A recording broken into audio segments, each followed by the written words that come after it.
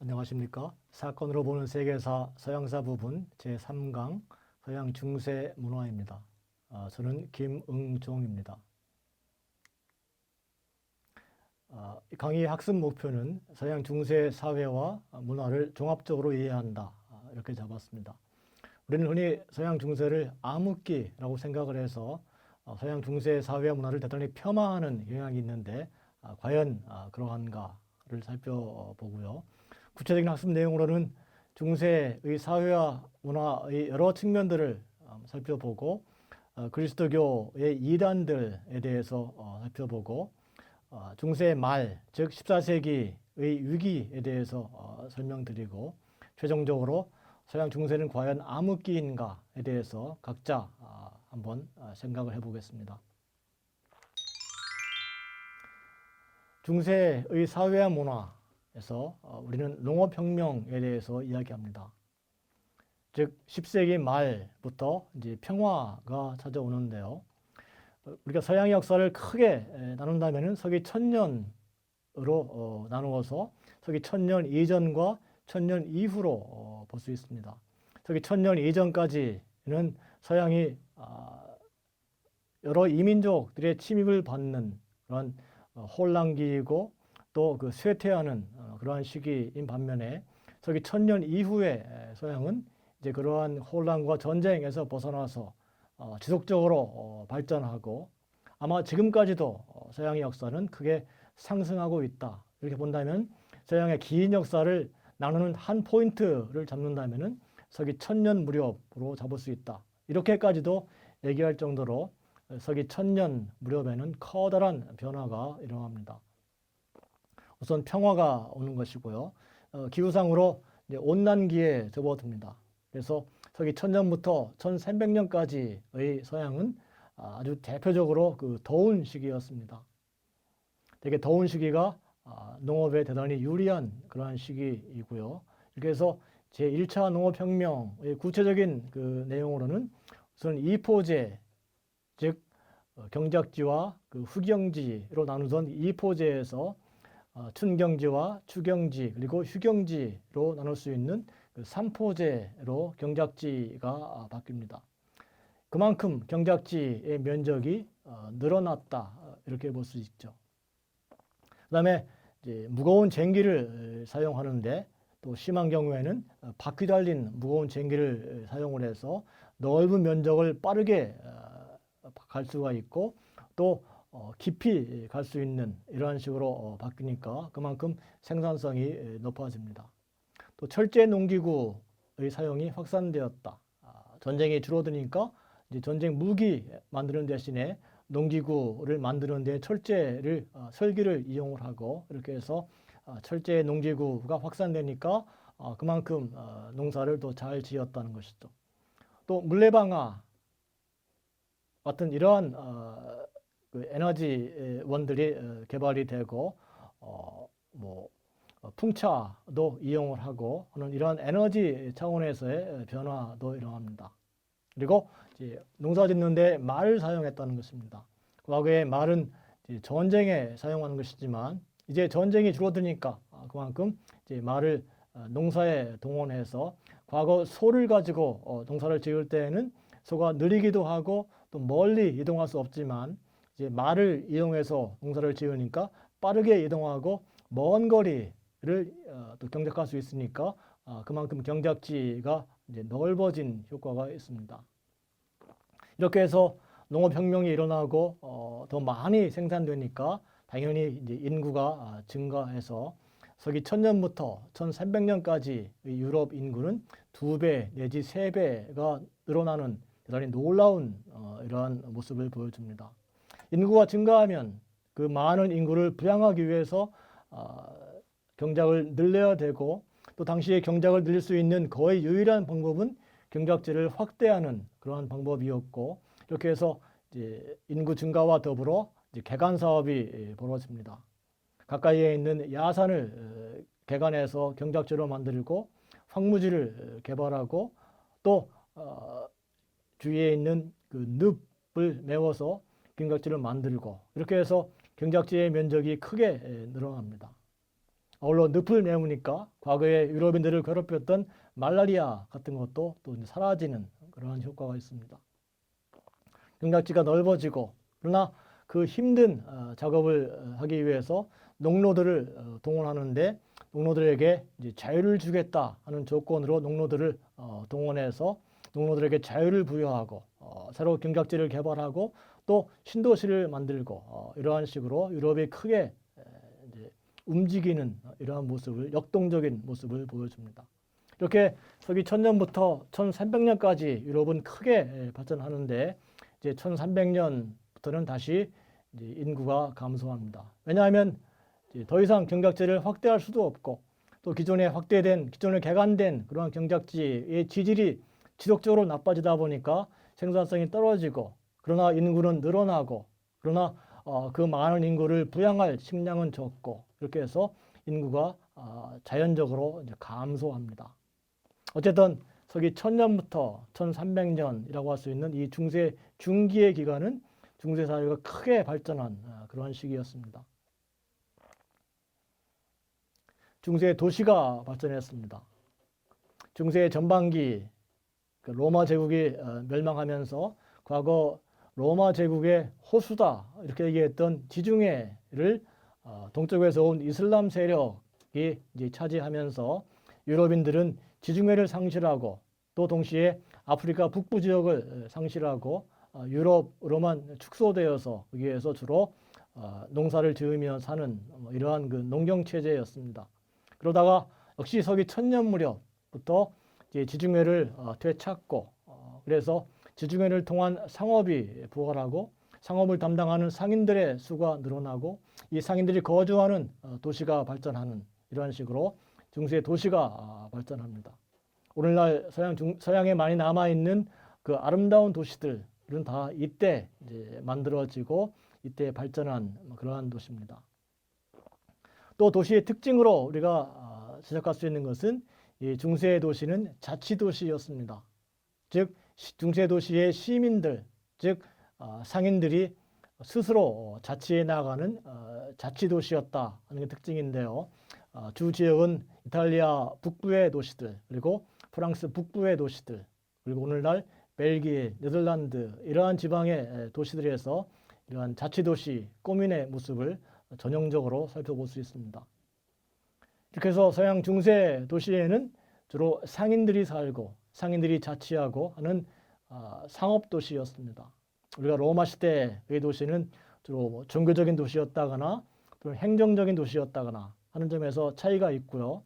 또 아시아의 도시들, 중국이나 일본의 도시들 역시 행정적인 그러한 도시인데 반해서 서양의 도시는 상업도시였다 하는 것이 큰 특징으로 지적이 되고 있습니다. 중세 도시는 또 스스로 방어하는 성체 도시였습니다. 지금도 중세 도시의 많은 도시에는 성이 남아 있고 성으로 에워싸여 있기도 하지만 이러한 성을 쌓는 이유는 우선 농민들로부터 성을 보호하기도 하고 또 외적의 침입으로부터 도시를 보호하기 위해서 이러한 성을 쌓는 이러한 중세 도시는 성체 도시로 발전했습니다. 우리가 그것을 무르크라고 얘기하고요. 오늘날 많은 도시에는 이 무르크라고 하는 단어를 포함하고 있는 도시가 많습니다. 자치도시였다 하는 것은 즉 이제 구체적으로 중세의 상인들 또는 수공업자들 이런 사람들이 오늘날의 그 노동조합에 해당하는 조합, 길드를 구성을 하고요. 이러한 길드를 중심으로 이제 시의회 의원들을 뽑고 해서 시의회를 구성을 하고 또 이들이 또 시장을 선출하고 또 이들이 또 직접 재판도 담당하는 이러한 우리가 고대 아테네나 로마 공화국에서 볼 수 있었던 이러한 시민들이 직접 정치에 참여하는 이러한 모습을 볼 수 있습니다.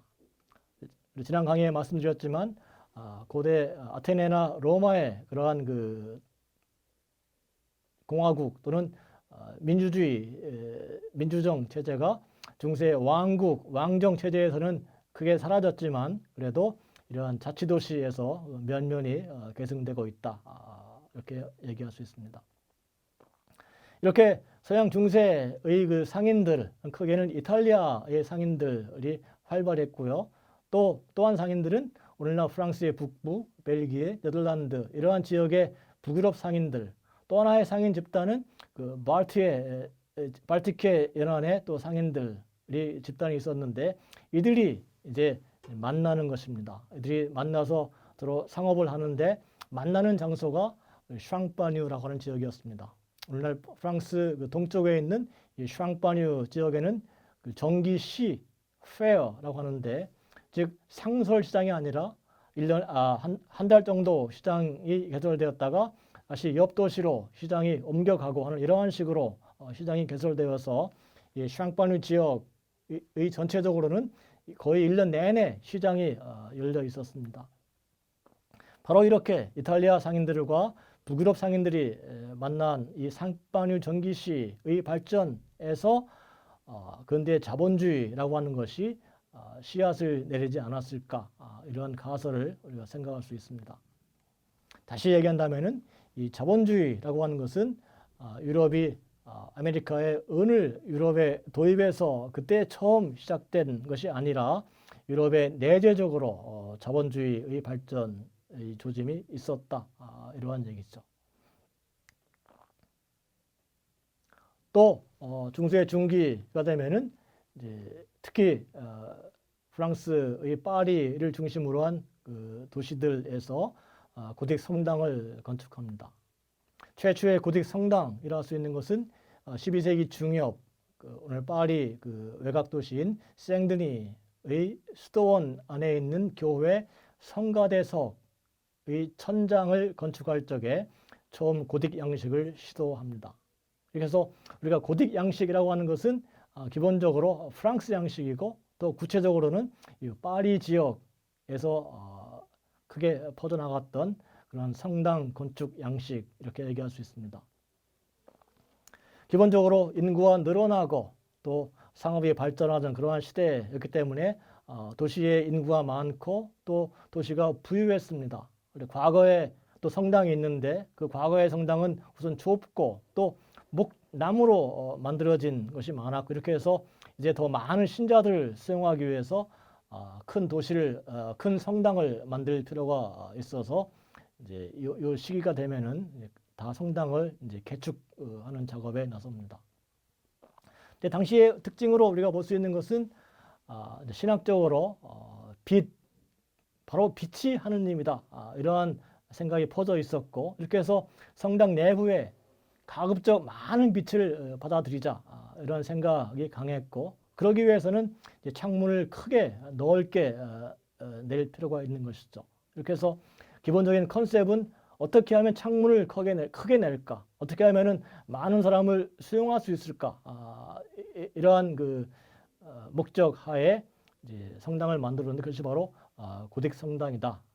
또 당시에 기술자들은 바로 교차 아치, 첨두 아치 그리고 공중 부벽 이러한 기술을 사용해서 높고 넓고 그리고 경쾌하고 그리고 창문을 크게 내는 큰 이러한 성당을 만들었습니다. 여러분이 유럽에 가셔서 성당을 이제 보시면 성당 천장을 보시면 되게 아치로 되어 있는데 그 아치가 교차하지 않는 그런 아치가 있는데 그 교차하지 않는 아치는 바로 로마네스크 양식의 그 기법이고요. 아치가 이제 교차하는 양식은 고딕 양식입니다. 또 이렇게 아치로 천장이 되어 있지만 둥근 아치가 있고 뾰족한 아치가 있는데 바로 고딕 양식은 바로 뾰족한 아치로 되어 있습니다. 그리고 세 번째 기술은 공중 부벽이라고 하는 것인데 이것은 내부 면적을 넓게 하기 위해서 또 벽을 얇게 할 필요가 있고 창문을 넓게 내는데 그 지지대, 그 버팀목을 건물 안쪽이 아니라 건물 바깥에 이러한 그 부벽을 설치를 합니다. 이렇게 해서 여러분들이 고딕 양식의 성당을 보시면 위에서 이렇게 보시면 마치 사람의 그 갈비뼈처럼 진해의 다리처럼 이런 공중 부벽이 쭉 설치되어 있는 것을 볼 수 있습니다. 이렇게 해서 이제 12세기 중엽 이후에 파리 지역을 중심으로 각 도시마다 경쟁적으로 성당을 짓고 했습니다. 이러한 고딕 양식이 이제 전 유럽으로 퍼져 나가는데, 이런 고직 성당은 그 이전의 성당인 그 로마네스크 양식의 성당에 비해서 우선 크고, 그리고 기본적으로 대단히 밝다 하는 차이점을 볼 수 있습니다. 의회가 발전합니다. 지난번 강의에서도 말씀드렸지만, 이제 서양 중세 중기 이 시기가 되면은 거의 모든 나라에서 의회가 생깁니다. 스페인에서도 그런 의회가 생겼고요. 가톨릭 교회의 공의회 역시도 대의제로 발전해 나아가고, 프랑스의 경우에도 소위 삼신분회, 즉 세 개의 신분이 모이는 것인데, 제1신분은 성직자의 대표, 제2신분 귀족의 대표, 그리고 제3신분 일반 평민들의 대표들이 이제 1302년에 처음 소집이 되었습니다. 이렇게 처음에는 이제 왕이 소집하는 형태이지만 1484년 이렇게 가면은 이제 도시의 시민들이 자기들 대표를 뽑아서 삼신분회에 보내는 이러한 선거제로 바뀌고, 유명한 그 삼신분회는 바로 프랑스 혁명 직전에 열렸던 이 제3신분회가 특히 유명합니다. 이 유럽의 모든 나라에서 거의 공통적으로 이 의회의 모습이 보이는데, 그 중에서도 잉글랜드의 파르먼트가 가장 모범적으로 의회제를 발전시켜서 잉글랜드는 왕과 의회가 서로 경쟁하고 협력하는 이러한 체제로 발전합니다.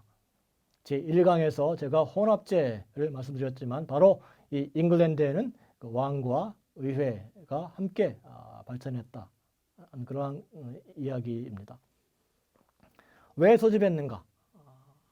당연히 중세의 고유한 영향, 지난번 강의에서 말씀드린 어떤 그 봉건제의 영향도 있고, 또 하나의 영향은 로마 시대부터 로마법에 의해서 모든 사람과 관계된 것은 모든 해당자 모든 사람의 동의를 받아야 된다. 세금을 걷기 위해서는 세금을 내는 사람들의 동의를 받아야 된다 하는 것이 로마법의 정신이었고, 이러한 로마법이라고 하는 것이 역시 서양 중세 중기에 되면은 또 크게 발전하고, 따라서 그러한 것에 의해서 이제 모든 사람의 동의를 구하기 위해서, 그러나 그 모든 사람의 대표를 소집을 하고 하는 이런 의회가 발전하는 것입니다. 또 오늘날 우리 사회, 전 세계에 있는 이 대학이라고 하는 것도 이 중세에 시작이 되었습니다. 대학, 그 유니버시타스라고 하는 것은 이제 전체라는 뜻인데, 중세 때 생긴 그 대학은 이제 길드 형태로 생겼습니다. 어떤 대학은 학생들의 길드이고, 어떤 대학은 교수의 길드이고, 그래서 학생들이 길드를 조직해서 교수를 초빙하고 교수에게 월급을 주고 교수의 강의를 감독하는 이러한 체제를 유지한 대학도 있고요. 또는 정반대로 교수가 길드를 만들고 대학을 만들어서 학생들을 이제 가르치는 이러한 대학도 있었습니다.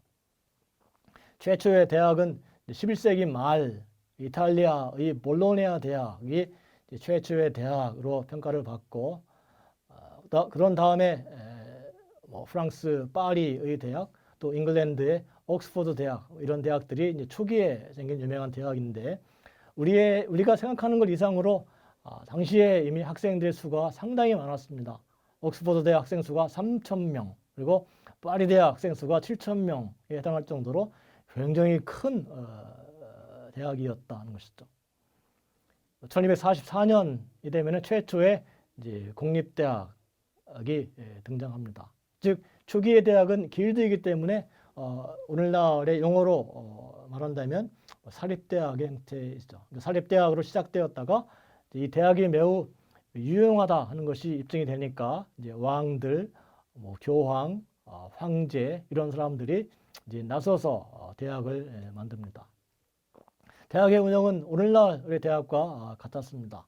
학부, 석사, 그리고 박사로 되어 있고, 학부 과정에서는 논리학, 문법, 수사학과 같은 어떤 그 논리적으로 그 따지는, 비판하는 이러한 공부를 했고, 석사 과정에서는 이제 수학, 기하학, 천문학, 음악 등을 배웠고, 그리고 이제 박사 과정에서는 최고의 학문이라 할 수 있는 신학, 뭐 의학, 법학 이런 것들을 이제 배웠습니다.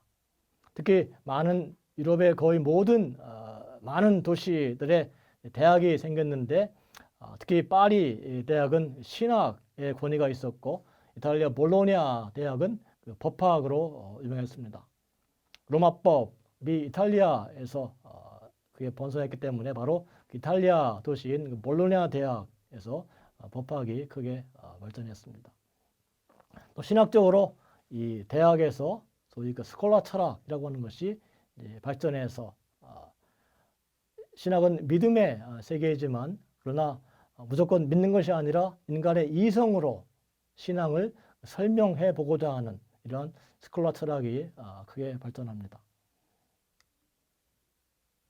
이 스콜라 철학은 이런 식으로 이제 발전해서 소위 그 토마스 아퀴나스 때 가면은 최 그 정점에 다다르고 종합을 이루지만 그러나 14세기의 위기를 겪으면서 토마스 아퀴나스의 확신, 즉 인간의 이성으로 신앙을 이해할 수 있다라고 하는 이런 확신이 사라집니다.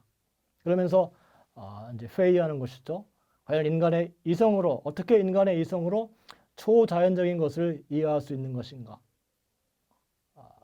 그리스도교라고 하는 건 다분히 신비적인 그러한 그 종교이고, 그래서 뭐 삼위일체라거나 또는 동정녀 마리아라거나 또는 뭐 그러한 것들을 인간의 이성으로 이해하는 것은 참으로 어려운 일이었고, 그러한 그 어려움을 이미 중세인들도 느끼고 있었습니다. 대표적인 사람이 이제 윌리엄 오캄이라고 하는 사람인데요. 이제 인간의 이성적 능력, 즉 토마스 아퀴나스적인 그런 확신에서 벗어나서 인간의 이성의 능력에 대해서 이제 회의하면서 신앙과 이성을 종합하는 것이 아니라 신앙의 영역이 따로 있고 이성의 영역이 따로 있다. 이렇게 이제 구분하게 됩니다. 그래서 신앙의 영역인 그것은 신의 영역이고 그 신은 절대적으로 자유롭고 또 절대적인 어떤 권능을 지니고 있다. 인간이 이러한 신의 자유와 권능을 이해할 수도 없고 또 침해할 수도 없다. 이러한 생각, 그러니까 인간은 절대적으로 신에게 예속되어 있다. 이러한 생각으로 이어지고 바로 이러한 생각이 16세기 루터의 종교개혁 이후에 등장한 프로테스탄티즘이 공통적으로 가지고 있는 생각입니다. 또 윌리엄 오캄이라고 하는 사람은 철학적으로 유명론이라고 하는 것을 전개했습니다. 말 그대로 이름만 존재하는 것이죠. 이름만 존재한다. 그러니까 보편과 개별 이렇게 본다면은 이 보편이라고 하는 것은 오로지 이름뿐인 것이고 실제 하는 것은 개별적인 것이다. 즉 우리가 많이 예를 드는 것이 뭐냐면은 장미의 예를 듭니다. 우리가 감각적으로 볼 수 있는 것은 빨간 장미, 노란 장미, 하얀 장미 이런 걸 볼 수 있는 것이지 장미라고 하는 보편이라고 하는 것은 볼 수 없는 것이죠. 그래서 이 장미라고 하는 보편은 그냥 이름만 있는 것이고 실제 우리가 보고 겪는 것은 빨간 장미, 하얀 장미, 노란 장미라고 하는 개별적인 것을 보는 것인데 이제 중요한 것은 이 개별적인 것, 개체에 대한 인식이 중요하다 하는 쪽으로 역점이 바뀌어 나갑니다. 실제 하는 것은 개별적인 것이기 때문에 개체가 중요하다. 근데 개체는 곧 개인, 개인의 권리 이런 개념으로 발전하고 바로 여기에서 이제 서양이 이제 근대 사회로 발전해 나가는 것입니다. 중세에는 공동체가 있었다면 이제 근대에는 그 공동체의 막에 가려 있던 그 개인들이 해방되는 뭐 그러한 시기로 우리가 크게 볼 수 있습니다. 그리스도교가 지배하고 또 그리스도교를 이제 대변하는 가톨릭 교회가 지배하는데 그 가톨릭 교회에 반대하는 세력들이 등장합니다. 우리가 그를 이제 편의상 그 이단으로 얘기하는데 이 이단이라고 하는 그 말의 뜻은 다른 견해, 다른 선택을 의미합니다. 다시 말해서 이 이단이라고 하는 사람들은 가톨릭 교회와는 다르게 생각하고 다른 선택을 하는 사람들입니다. 기본적으로 인간의 이성으로 신앙을 이해할 수 있을까 하는 점에서는 회의가 있는 것이기 때문에 여러 가지 각자 자기의 이성에 맞게 이해할 수밖에 없는 것이고, 따라서 여러 가지 많은 견해, 많은 선택이 존재할 수 있는 것인데, 가톨릭 교회는 가톨릭 교회가 이해한 그런 하나의 견해, 하나의 선택만을 강요를 해 왔던 것이죠. 그러나 이제 서양 중세, 특히 서기 1000년부터 1300년 시기까지 중세가 경제적으로 이제 크게 이제 발전하고 하다 보니까 사람들이 이제 가톨릭 교회와는 다르게 생각하는 사람들이 나오는데, 바로 이러한 사람들, 즉 가톨릭 교회에 저항한 이러한 사람들을 가톨릭 교회는 이단이다 이렇게 단죄를 했던 것이고요. 그리고 가톨릭 교회는 정통을 자처한 것입니다. 그래서 우리가 이단이라고 하는 그러한 세력은 무슨 악마의 사주를 받는다거나 머리에 뿔이 달린 뭐 그러한 집단이 결코 아니고 가톨릭 교회와는 다르게 생각하는 사람들 뿐이다. 그리고 오히려 그 이단들이 당시 타락한 가톨릭 교회를 비판하면서 자기들이야말로 진정한 그리스도교인이다 이렇게 생각을 했습니다. 이단 가운데 가장 세력이 컸던 이단은 카타르파라고 하는데요. 12, 13세기 프랑스의 남부지방 그리고 거기에서 또 이탈리아로 이제 쫓겨나는 그러한 세력입니다. 근데 이들이 크게 고민했던 문제는 어떻게 신이 창조한 이 세상에, 신은 선하신 분인데 신이 창조한 세상에 악이 있을 수 있는가? 악은 신은 선하신 분이고 동시에 모든 것을 다 알고 있고 또 전능하신 그러한 분인데, 그러한 분이 창조하고 그러한 분이 주관하는 이 세상에 어떻게 악이 있나 하는 문제를 가지고 고민을 했습니다. 이들은 선과 악이 대등한 힘을 가지고 서로 싸운다 이렇게 보았고, 또 정신이라고 하는 것이 눈에 보이지 않는 정신이라고 하는 것은 선한 것이고, 눈에 보이는 그 물질, 육체라고 하는 것은 악한 것이고, 이러한 식으로 정신과 육체의 이원론 사상을 가지고 있었습니다. 가톨릭 교회는 이들을 이단으로 단죄하고, 근데 이들의 세력이 대단히 강했고 가톨릭 교회를 위협할 정도가 되니까 이제 가톨릭 교회는 이들을 징벌하기 위해서 십자군을 선포하고 또 이단 재판소를 설치하고 또 매우 부끄러운 사실이지만 또 고문까지도 허용할 수 있도록 허용을 하는 이러한 식의 모습을 보여줍니다. 또 동시대에 있었던 이단으로 유명한 이단은 말도파라고 하는 이단인데요. 프랑스의 큰 도시인 리옹의 부유한 상인이었던 이 말데스에서 그 이름이 유래했습니다. 말데스는 자기의 모든 재산을 버리고 예수처럼, 즉 다시 얘기해서 예수처럼, 다시 얘기해서 아주 가난하게 살자 이렇게 결심하고 또 예수처럼 설교를 하자 이렇게 생각을 해서 자기들이 추종자를 모았고, 이들을 우리가 리옹의 빈자들 이렇게 얘기합니다. 가톨릭 교회는 가난하게 살겠다는 사람들을 어떻게 단죄할 수가 없었지만 가톨릭 교회는 이들이 설교하는 것은 금지했습니다. 그러나 이들은 교회의 금지에도 불구하고 설교를 했고 이렇게 해서 이단으로 단죄되었습니다. 교회의 박해를 받고 지하에 잠복했다가 16세기 루터와 깔뱅의 종교개혁 이후에 프로테스탄티즘의 사상과 자기들의 어떤 신학이 상당히 유사하다 하는 생각을 하고 들이 다시 지상으로 나왔고 많이 개종을 하고 이렇게 해서 현재까지도 이 말도파가 지속이 되고 있습니다. 카타르파는 아주 몰살당했지만 이 말도파는 아직까지도 명맥을 유지하고 있습니다. 또 하나의 이단은 후스파라고 하는 것인데 오늘날 그 체코 보헤미아 지방에서 이들이 세력을 키웠습니다. 후스, 즉 프라하 대학 교수였고 총장을 역임한 지식인이 같은 동료 교수들과 함께 시작한 지식인 운동으로 시작된 그러한 이단이죠. 그리고 당시 그 보헤미아 지방을 정치적으로 경제적으로 지배하던 그 독일계로부터 벗어나기 위한 그러한 운동의 측면도 있어서 다분히 좀 민족주의적인 성격이 강했다 이렇게 얘기합니다. 후스는 이제 이단으로 선포되고 파문되고 그리고 공의회에 소환되어서 화형을 당했습니다. 그러다 그 후스의 후계자들이 계속 개혁운동을 했고 또 이들에 맞서는 그 십자군도 동원이 되고 그러다가 이 후스파가 이제 전멸을 당했습니다. 이러한 카타르파 그리고 말도파, 후스파 등등의 많은 이단들이 등장한 것이 또한 중세, 중기 그 이후의 모습으로 우리가 볼 수 있습니다. 14세기가 되면은 서양 중세 사회가 이제 위기를 맞이한다 이렇게 얘기를 해서 14세기의 위기 뭐 이러한 용어도 우리가 사용하는데요.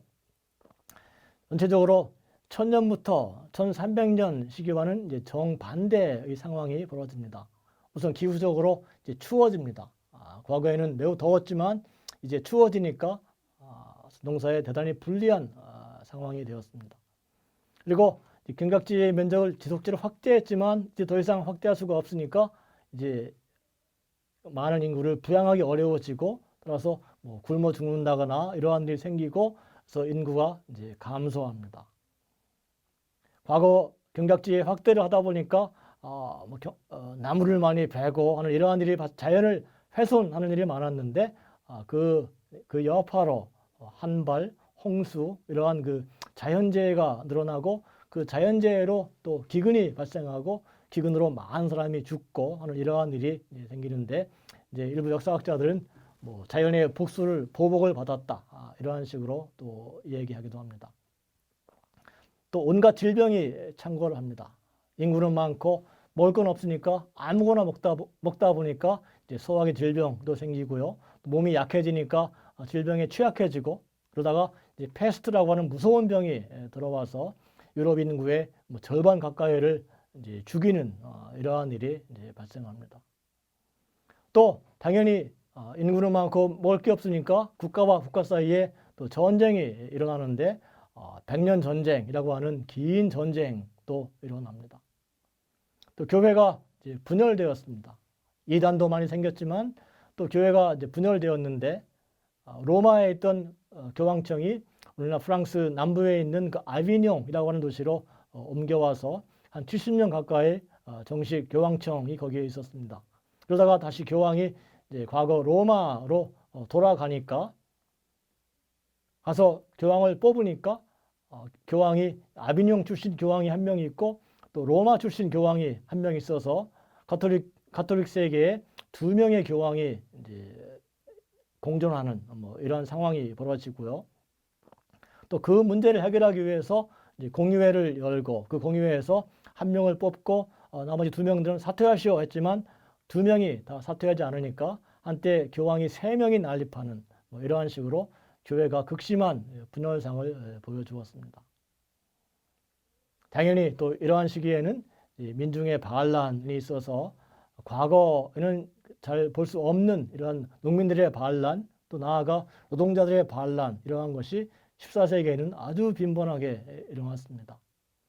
이러한 14세기의 위기의 결과 어쨌든 인구가 감소하는 뭐 이러한 시기였으니까 죽은 사람들은 이제 안 된 것이지만 살아남은 사람들은 자기의 몸값이 크게 늘어나는 것이고 따라서 유럽의 많은 그 농노들이 이제 해방이 되고 자유농으로 바뀝니다.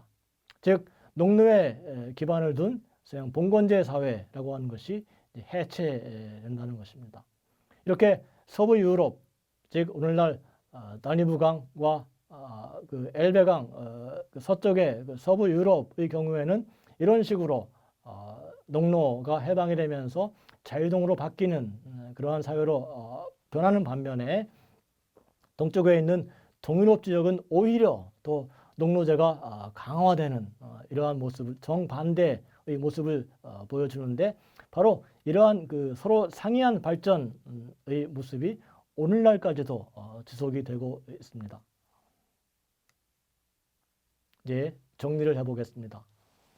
우리가 중세라고 하는 말을 쓰고 또 중세는 그 특징이 성격이 한마디로 암흑기다 이렇게 얘기하는데 이러한 표현을 한 사람들은 역사가라기보다는 바로 중세를 막 벗어난 르네상스 시대의 그 인문주의자들이 이렇게 규정을 지었고요.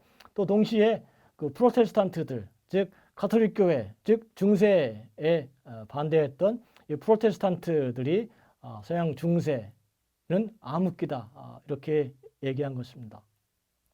따라서 이 중세 그리고 암흑기라고 하는 표현은 역사가들이 그래도 객관적으로 만든 그러한 그 용어는 아니다. 하는 걸 먼저 말씀드리겠습니다.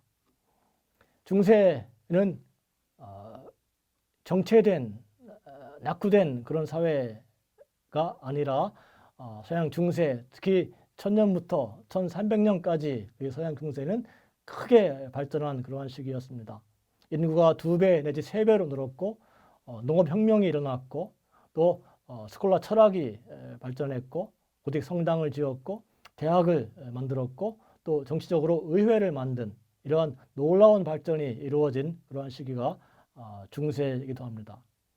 또 어떤 개인의 어떤 자유, 개인의 권리 이러한 사상이 중세 말에 나오기 시작했고 또 주권자가 누구인가 하는 그러한 면에서 이제 가톨릭 교회와 황제 사이에 큰 논쟁이 벌어지는데 가톨릭 교회에서는 권력이라고 하는 것은 하느님이 권력을 가진 것이고 하느님이 교황에게 권력을 주었고 교황은 다시 그 권력을 황제에게 주었기 때문에 교황이 최고 권력자다. 이러한 식으로 얘기를 했습니다. 가톨릭 교회의 권력 사상은 권력은 하늘로부터 온 것이다. 이렇게 얘기했는데 거기에 맞서서 황제 측 이론가들은 권력이라고 하는 것은 인민에게서 나온 것이다. 인민주권이라고 하는 대단히 근대적인 이러한 그 정치 사상이 나옵니다. 물론 이러한 인민주권 사상이라고 하는 것은 우리가 첫 번째 강의에서 살펴보았지만 아테네의 민주정이나 로마 공화정에서 있었던 그러한 그 체제인 것이죠. 그러한 체제가 중세의 면면이 이어지고 이러한 인민주권 사상으로도 크게 이제 발전하고 이것이 이제 근대에 가서 더 발전합니다. 그러나 저기 1000년부터 1300년까지의 이러한 발전의 시기는 이제 14세기에 접어들어서 전반적으로 중세 사회가 이제 붕괴하는데 인구가 감소하고 온갖 기근, 질병, 패스트, 전쟁, 이단, 교회의 분열 이러한 모습들이 나타납니다. 아마도 르네상스 인문주의자나 이런 사람들이 암흑기라고 평가한 것은 바로 그들이 막 겪었던 14세기를 보고 중세가 암흑기다 이렇게 얘기한 것이지만 우리가 잠시 더 거슬러 올라가서 중세의 1000년부터 1300년까지의 그 놀라운 발전을 본다면은 과연 암흑기인가에 대해서 이제 좀 의심할 수가 있는 것입니다. 중세는 여러 가지의 모습을 보여주지만 그러나 이제 이단을 탄압했다 하는 점에서 어떤 종교의 자유를 부여하지 않았다 하는 점에서는 암흑기가 아닌가 이러한 생각을 할 수 있고 저는 그러한 생각을 하고 있습니다. 이것으로 제 3강 강의를 마치겠습니다. 감사합니다.